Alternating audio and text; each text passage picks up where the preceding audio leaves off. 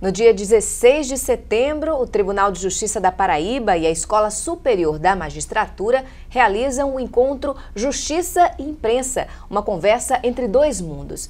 Para falar um pouco mais sobre esse importante evento, eu converso agora com um dos coordenadores do encontro, o juiz Antônio Carneiro de Paiva Júnior. Como vai, doutor Antônio? Tudo bem, Raquel. Prazer recebê-lo aqui. É um prazer todo nosso. Doutor Antônio, o juridiquês, que é o excesso de termos jurídicos, aqueles termos técnicos restritos ao mundo profissional do operador do direito, esse juridiquês, ele dificulta a aproximação entre o Poder Judiciário e a imprensa e aumenta aquele abismo que existe entre esses dois mundos. Então, como vencer esse desafio? Né? Nós vamos tentar discutir no próximo dia 16, na quinta-feira, no auditório da ESMA, essa questão do juridiquês e muito mais do que isso. Nós vamos tentar levar ao público, né, como funciona o judiciário, que serviço nós prestamos e nós estamos, na verdade, nos preocupando com a qualidade do serviço, né, a satisfação do usuário. Né. Essa questão do juridiquês é um entrave e, como você bem disse, é um abismo. Né. Todo esse vocabulário rebuscado, toda essa situação toda que a gente vive, em que muitas vezes, né, o juiz termina uma audiência e a parte olha para o advogado, né, e fica com aquele ar perplexo, né, como a dizer, e aí, eu ganhei ou perdi a causa? Né? Isso não há situação mais angustiante para um juiz do que isso. Agora, a Associação dos Magistrados do Brasil, inclusive, é autora de uma campanha nacional pela simplificação da linguagem jurídica, ou seja, parece até que o juridiquês está no banco dos réus. O senhor diria isso? O senhor concorda com isso? O juridiquês está em vias de ser extinto e quem tem a ganhar com a abolição dessa prática? Só a imprensa? Quem mais tem a ganhar além da imprensa com isso? Olha, eu não acredito na extinção do juridiquês. Nós adquirimos no longo desses séculos, né, diversos termos e expressões que faz com que o profissional do direito se comunique também através do juridiquês com a sociedade. Mas o que se busca, e a campanha da Associação dos Magistrados, é no sentido de evitar aquele excesso de vocabulário rebuscado de forma a tornar inacessível, né, a atividade do judiciário. Né? O judiciário sempre teve aquela tendência de se encastelar, mas os jornalistas eles se queixam muito da inacessibilidade dos juízes. Então, como a Justiça Paraibana tem lidado com essa questão? Essa é a nossa grande expectativa, né? No sentido de fazer com que esse processo de desencastelamento, onde os juízes saiam dos gabinetes, onde os juízes saiam dos ambientes forenses, saiam dos palácios da justiça, até porque o ambiente de palaciano, o ambiente forense, por si só, já distancia a grande população, né, os nossos jurisdicionados, de nós juízes. Né? E é preciso que a gente corte na própria carne. Né? É preciso que nós juízes tomemos à frente desse processo, que é um processo revolucionário, que é uma mudança de paradigma, é uma mudança de história, não é fácil. Agora, cada vez mais a gente vê ingressando na magistratura, né, e a gente assiste isso com muita satisfação, porque são juízes jovens, né, são juízes com outras mentalidades, que sabem que tem que manter a liturgia do cargo, tem que manter os formalismos mínimos que a atividade judicial exige, mas sem se afastar do povo, sem fazer com que desconheça a sociedade em que ele está atuando,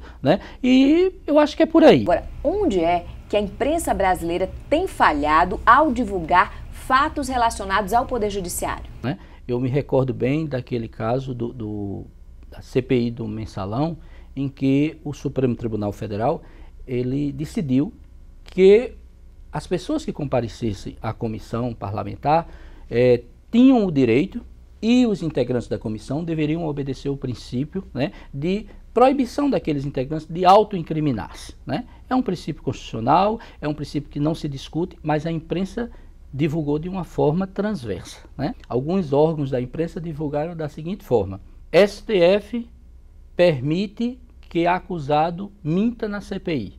Então isso distorceu a realidade dos fatos, né? Trouxe um equívoco muito forte para a cidadania, à medida que deu a impressão à sociedade de que o judiciário estava avalizando uma conduta antiética, uma conduta ilícita, uma conduta da mentira. E nós entendemos que as assessorias de imprensa, né, os órgãos de comunicação dos tribunais, né, têm que rever esses posicionamentos, né, fazer com que converse com os órgãos de imprensa para que a situação seja outra. O Tribunal de Justiça da Paraíba dispõe agora de um completo, de um bem aparelhado núcleo de televisão, um órgão diretamente subordinado à presidência do tribunal. É o único tribunal paraibano a dispor de um setor como esse. Agora, eu queria saber como é que os juízes paraibanos como o senhor receberam mais esse veículo de comunicação.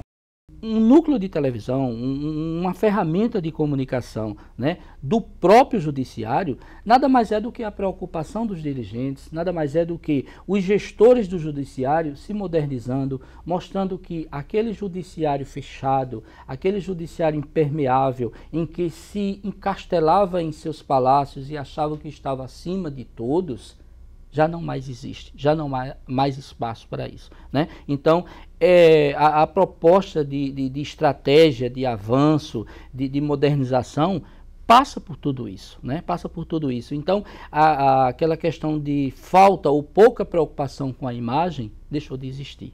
Doutor Antônio, as assessorias de imprensa de alguns órgãos geralmente fazem um trabalho puramente institucional, ou seja, a informação existe, mas ela só circula dentro do próprio órgão, da própria instituição, ela não sai dali, ela não atende a quem realmente precisa da informação, que é o público externo. Então, como divulgar as coisas que são do interesse de uma instituição sem colocar em risco a imagem que essa instituição tanto preza? Assessorias de imprensa dos tribunais, né, tem também que pensar na primeira instância, nos juízes que estão nas comarcas dos interiores, tendo dificuldade de se relacionar com a imprensa, com a mídia, com os repórteres, com os profissionais que o procuram, até porque nós não fomos formados para isso. Nós temos essa dificuldade e a nossa luta é fazer com que esse diálogo seja cada vez mais aprimorado, né? Falar a linguagem da imprensa e a imprensa saber traduzir para o jurisdicionado aquilo que a nossa atividade está fazendo, que seja uma atividade cada vez mais transparente, mas acima de tudo eficiente. Essas e outras coisas serão debatidas no próximo dia 16, durante o encontro Justiça e Imprensa, que vai ser realizado na ESMA. Quem pode participar desse encontro, doutor Antônio? O público-alvo do nosso evento, na verdade, são jornalistas e integrantes do sistema de justiça aqui hoje. Quem vai participar como palestrante, quem vai participar como debatedor nesse encontro Justiça e Imprensa? Na verdade, a grande convidada do evento será a jornalista Jo Mazzarolo. Ela é diretora de jornalismo da TV Globo Nordeste, no Recife, e vem, né, debater conosco tudo isso que a gente está debatendo aqui agora, né? Além dela, nós teremos a participação do nosso colega juiz aqui da Paraíba, doutor Hermance, né? Doutor Hermance Gomes, ele já vem trabalhando esse tema de juridiquês há um certo tempo e faz com muita propriedade, né? E por isso nós convidamos para que ele, antes da palestra da jornalista Jo Mazzarolo, ele pudesse, né, falar sobre um pouco essa questão do vocabulário rebuscado e do formalismo inútil. E teremos, né, nessa conversa, que não será um seminário em si, mas uma conversa muito franca com todos os participantes, também alguns juízes e membros da imprensa local. Ok, hoje eu conversei com o juiz Antônio Carneiro de Paiva Júnior, que é um dos coordenadores do encontro Justiça, Imprensa, uma conversa entre dois mundos. Eu agradeço a participação do doutor Antônio e até a próxima.